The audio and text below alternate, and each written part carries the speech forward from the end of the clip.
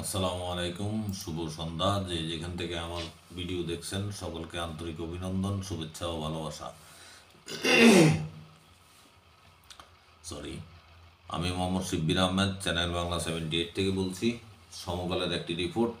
জুলাই সনদ বাস্তবায়নের উপর নির্ভর করবে নির্বাচনের সময়, প্রেস সচিব।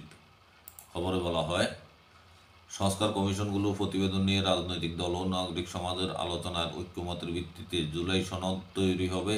তা বাস্তবায়নের উপর আগামী জাতীয় সংসদের নির্বাচনের সময় নির্ভর করবে বলে জানিয়েছেন প্রধান উপদেষ্টার প্রেস সচিব শফিকুল আলম। তিনি বলছেন, জুলাই চার্টারের বাস্তবায়নের আলোকে নির্ভর করবে ইলেকশনটা কি এ বছরের ডিসেম্বরের মধ্যে হবে নাকি আগামী বছর জুলাইয়ের মধ্যে হবে।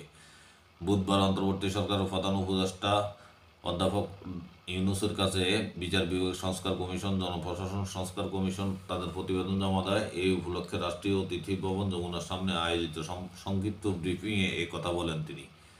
এর আগে যমুনায় প্রধান উপদেষ্টা অধ্যাপক মোহাম্মদ ইউনূসের কাছে বিচার বিভাগ সংস্কার কমিশনের প্রতিবেদন হস্তান্তর করেন সংস্কার কমিশনের প্রধান, আপিল বিভাগের অবসরপ্রাপ্ত বিচারপতি শাহ আবু নাঈম।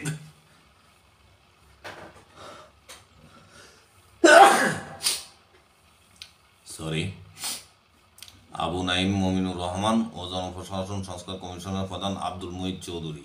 শফিকুল আলম বলেন, 6টি কমিশনের পুরো প্রতিবেদন নিয়ে দেশের রাজনৈতিক দল ও সিভিল সোসাইটির সাথে কথা বলবে ঐক্যমত্য কমিশন।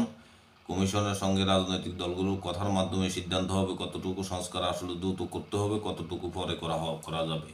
উল্লেখ্য যে ঐক্যমত্য কমিশনের চেয়ারম্যান অধ্যাপক মোহাম্মদ ইউনূস আর ভাইস চেয়ারম্যান হিসেবে আছেন সংবিধান সংস্কার কমিশনের প্রধান অধ্যাপক আলী রিয়াজ। অন্য কমিশনগুলোর প্রধানরা ঐক্যমত্য কমিশনের সদস্য। শফিকুল আলম বলেন, পুরো সংস্কারগুলো নিয়ে সবাই ঐক্যমতে আসবেন। ধরেন 5,000 সংস্কারের মধ্যে 2,000-এর ব্যাপারে ঐক্যমতে এলেন। এই কনসেনসাসে যেটি রিচ হবে, সবাই একমত হবে, সেটা রাজনৈতিক দলগুলো স্বাক্ষর করবে। স্বাক্ষর করার পর যেটা দাঁড়াবে সেটা হবে জুলাই চার্টার।